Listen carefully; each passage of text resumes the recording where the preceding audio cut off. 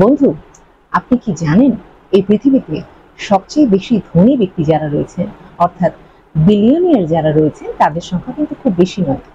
কিন্তু এই বিলিয়নিয়ার যারা রয়েছেন, যারা ধনাঢ্য ব্যক্তি রয়েছেন, তারা তাদের জীবনে প্রতিদিনকার রুটিনে কি বিষয়গুলো ফলো করেন সেটি কিন্তু খুব ইন্টারেস্টিং। ল অফ অ্যাট্রাকশন কিংবা আকর্ষণীয় শক্তিবিদ্যার মূল কথা হলো, আপনি নিজের জীবনে যা অ্যাট্রাক্ট করতে চান সেই বিষয়ে আপনি জানুন এবং আপনি নিজেও সেই জিনিসগুলোকে ফলো করতে চেষ্টা করুন। তো বন্ধু, পার্সোনাল এবং প্রফেশনাল ডেভেলপমেন্টের আপনার এই জার্নিতে আমি ইশরাত শাবনম আপনার সাথেই রয়েছি। আমি আমার এর আগের অনেকগুলো ভিডিওতে অর্থ উপার্জনের বিভিন্ন উপায় থেকে শুরু করে, স্টাডি টেকনিক থেকে শুরু করে, আপনার বিজনেস প্ল্যানিংয়ের বিভিন্ন টেকনিক এবং স্ট্র্যাটেজি আপনার সাথে শেয়ার করেছি। ল অফ অ্যাট্রাকশনের বিদ্যার আজকে এই পর্যায়ে আমি আপনার সাথে শেয়ার করব, আপনি যদি আপনার লাইফে গোল সেট করে থাকেন যে আপনি একজন ধনী ব্যক্তি হয়ে উঠবেন, একজন ধনাঢ্য ব্যক্তি হয়ে উঠবেন এবং আপনার লাইফস্টাইলকে আপনি কমপ্লিটলি চেঞ্জ করে ফেলবেন অর্থ উপার্জনের মধ্য দিয়ে, তাহলে আজকের এই ভিডিওটি কিন্তু আপনারই জন্য।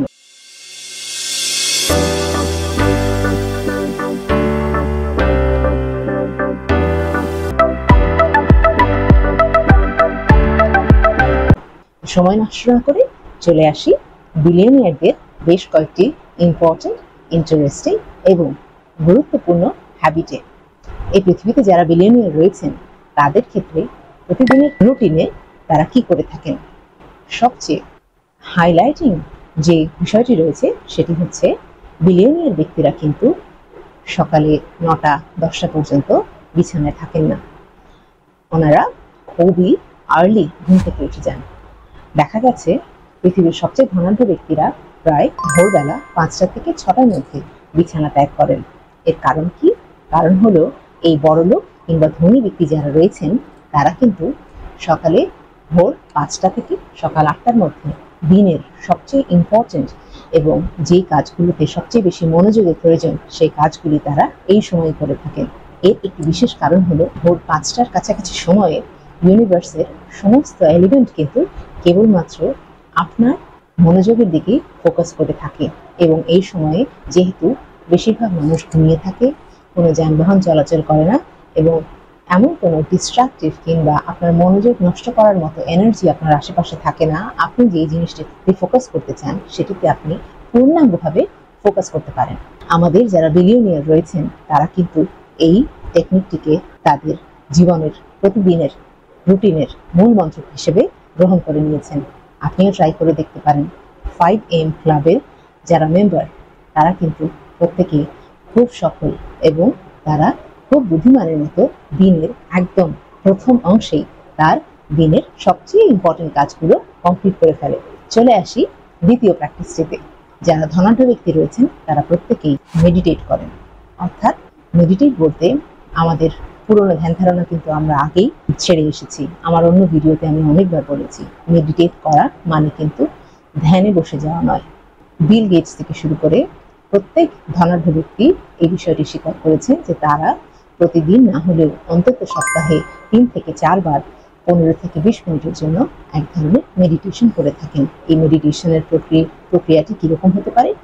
আপনি খুব সিম্পলি সকালবেলা ঘুম থেকে ওঠার পরে চোখ বন্ধ করে কিছুক্ষণ নিজের নিঃশ্বাসের শব্দ, প্রশ্বাসের শব্দ শুনতে পারেন, এর দিকে ফোকাস করতে পারেন। এর বাইরে মেডিটেশনের অনেক রকম প্রক্রিয়া রয়েছে। আপনি ইন্টারনেটে ঘাটলে মেডিটেশনের বিভিন্ন রকম প্রক্রিয়া পেয়ে যাবেন। মেডিটেশন কিন্তু যদি আপনি সকালবেলা হাঁটতে বের হন, সেটিও মেডিটেশনের একটি প্রক্রিয়া। আপনি নিজের সাথে সময় কাটাবেন এবং আপনার সারাদিনের বিনোদন যেগুলোকে, আপনার গুরুত্বপূর্ণ কাজগুলোকে অর্ডারলি ফ্যাশনে আপনি আপনার মাথায় নিয়ে নেবেন। কিংবা আপনি শুধুমাত্রই পাখির শব্দ কিংবা বাতাসের শব্দ কিংবা আপনার স্কিনে যে সমস্ত ফিলিংস আপনি ফিল করছেন, অর্থাৎ এই প্রকৃতির বাতাস যখন আপনার চামড়াকে অর্থাৎ আপনার স্কিনকে টাচ করছে তখন আপনি কি ধরনের ফিল করছেন, সেটিও কিন্তু এক ধরনের মেডিটেশনের প্র্যাকটিস। পরবর্তী প্র্যাকটিসটি হলো মাইন্ডফুলনেস। আপনি মেডিটেশন না করে মাইন্ডফুলনেসও প্র্যাকটিস করতে পারেন, কারণ এই ধনাঢ্য ব্যক্তিরা কিন্তু মাইন্ডফুলনেসও প্র্যাকটিস করে থাকেন। মাইন্ডফুলনেসের মূল বিষয়টি হচ্ছে, আপনি যখন যে কাজটি করছেন সেটির দিকে মনোযোগ দেওয়া।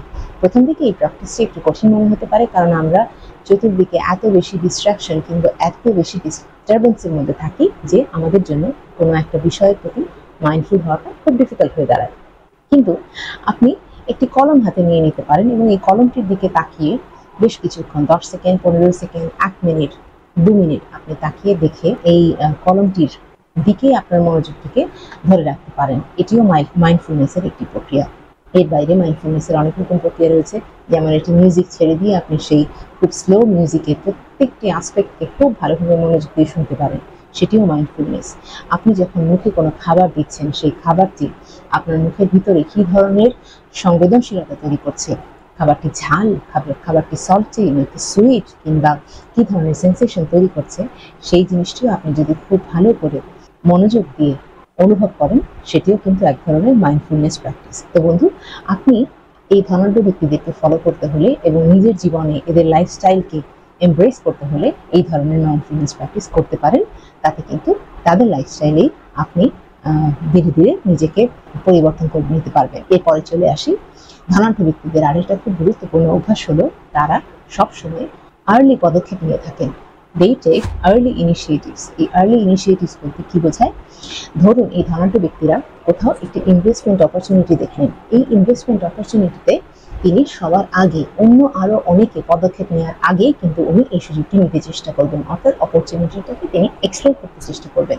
আবার একইভাবে সবার আগে তিনি বিজনেস প্ল্যান করতে চেষ্টা করবেন, তিনি কোথায় ইনভেস্ট করবেন, তার বিজনেসের বাজেট কি হবে, এই বিষয়গুলো নিয়ে তিনি প্রথম থেকেই অনেক আর্লি সময় থেকেই তিনি কিন্তু এই বিষয়গুলো নিয়ে পরিকল্পনা করতে থাকেন। সুতরাং যে আর্লি ইনিশিয়েটিভ নেয় তার একটি ভালো অ্যাডভান্টেজ হচ্ছে যে সে কিন্তু তার নিজের সেই নতুন সেক্টরে পাইওনিয়ার হতে এগিয়ে থাকে। সুতরাং পথ প্রদর্শক হতে হলে, ধনাঢ্য ব্যক্তিদের মতো জীবন পেতে হলে আপনাকেও কিন্তু আর্লি ইনিশিয়েটিভ নিতে হবে। এরপরের যে টেকনিকটি ধনাঢ্য ব্যক্তিরা ফলো করে থাকেন সেটি হচ্ছে ফিজিক্যাল এক্সারসাইজ। একেবারে যার কোনো বিকল্প নেই। আমি আমার বিভিন্ন ভিডিওতে সেলফ লাভের সিরিজে থেকে শুরু করে প্রতিটি ভিডিওতে, স্টাডি টেকনিকের ভিডিওতে এক্সারসাইজের কথা বলেছি। আপনি যে কোনো এক্সারসাইজের ফর্ম পিক করে নিতে পারেন এবং আপনার প্রতিদিনের রুটিনে কিছু না কিছু এক্সারসাইজ রাখতে পারেন। আপনার হাতে যদি 1 ঘন্টা এক টানা এক্সারসাইজ করার সময় না থাকে, তাহলে আপনি কিন্তু ভেঙে ভেঙে এক্সারসাইজ করতে পারেন। যেমন হতে পারে আপনি স্কোয়াট করতে পারেন। এই স্কোয়াটের এক্সারসাইজের জন্য আপনাকে কিন্তু খুব বেশি সময় দিতে হয় না। আপনি দিনে 3-4 বার 2-3 মিনিট কিংবা 5 মিনিটের একটি ছোট ছোট সেশন ভাগ করে নিতে পারেন। কি করবেন, কি এক্সারসাইজ করবেন সেটি আপনার উপর। আপনি চাইলে যোগা করতে পারেন, আপনি চাইলে জুম্বা করতে পারেন, whichever suits your choice।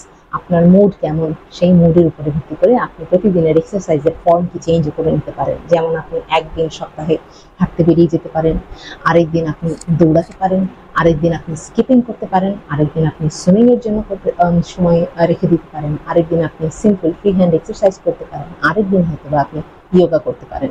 আমি বলবো এই এক্সারসাইজের জন্য আপনি কিন্তু খুব স্মার্টলি আপনার নিজেকে তৈরি করে নিতে পারেন এবং আপনি দেখবেন আপনি যখন এক্সারসাইজ করবেন আপনার মধ্যে অসম্ভব নতুন একটি চনমনে ভাব আসবে এবং আপনি কিন্তু কখনো নিজের কনফিডেন্স ল্যাক করবেন না।